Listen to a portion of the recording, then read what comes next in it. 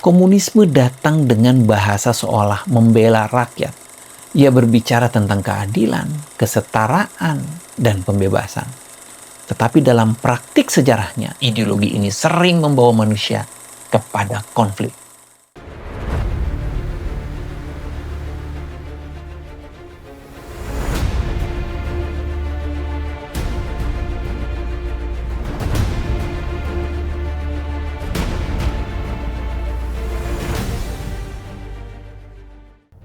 Salam Patriot, salam sahabat. Sahabat Patriot, pernahkah kita melihat rumah yang pintunya tidak rusak, tetapi kuncinya diam-diam digandakan? Dari luar, rumah itu tampak aman, tidak ada yang mendobrak, tidak ada kaca yang pecah. Tetapi perlahan ada orang lain yang mulai punya akses. Hari ini masuk satu ruangan, besok masuk ke ruang lain. Lama-lama pemilik rumah tidak sadar bahwa rumahnya sudah tidak sepenuhnya miliknya. Begitu juga sebuah bangsa. Tidak semua penjajahan datang dengan kapal perang atau senjata.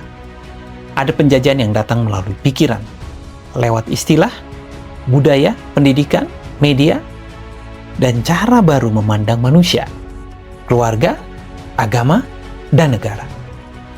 Inilah perang pemikiran. Di awal seri ini kita melihat Adam Smith sebagai pemikir yang masih menempatkan ekonomi dalam pagar moral. Ia berbicara tentang pasar dan kemakmuran, tetapi tidak memisahkan manusia dari nuraninya. Namun dunia perlahan bergerak jauh dari sana. Ekonomi menjadi dingin, Marx datang dengan konflik kelas. Agama disebut candu. Darwinisme sosial membuat manusia dipandang seperti makhluk yang hanya bertarung untuk bertahan. Lalu ideologi menggantikan Tuhan.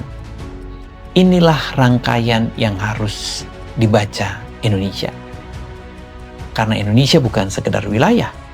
Indonesia adalah bangsa yang berdiri di atas jiwa.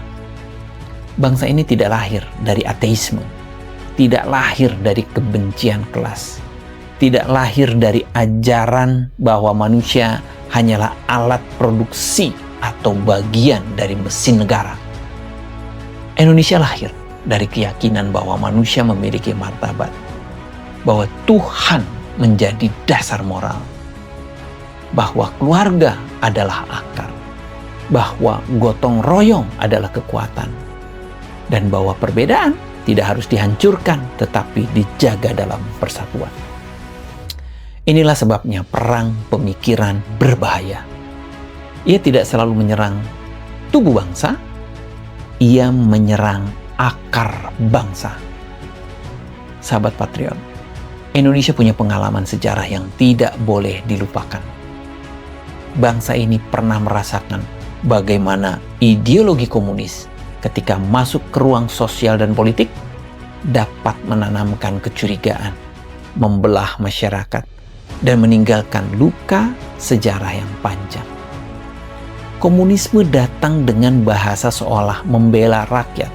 Ia berbicara tentang keadilan, kesetaraan, dan pembebasan. Tetapi dalam praktik sejarahnya, ideologi ini sering membawa manusia kepada konflik. Konflik kelas, kebencian terhadap agama, pelemahan keluarga, dan penyerahan hidup manusia kepada negara atau partai. Maka kewaspadaan kita tidak boleh berhenti pada masa lalu.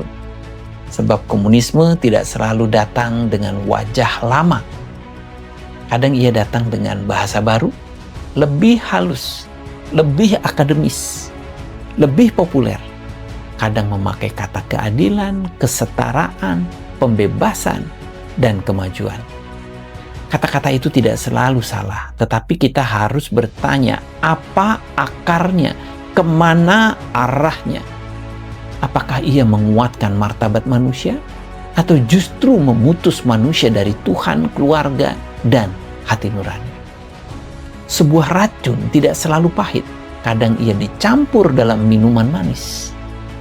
Karena itu Indonesia membutuhkan generasi bukan hanya pintar, tetapi jernih. Pintar saja tidak cukup. Orang pintar bisa tersesat jika kehilangan kompas moral.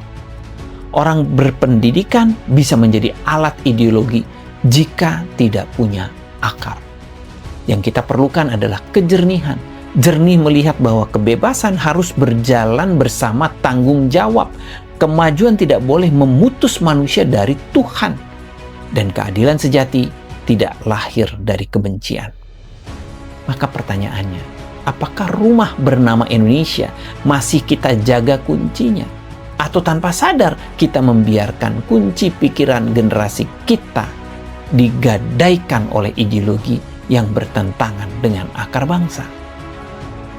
Sahabat Patriot, bantu channel ini dengan like, komen, share video ini.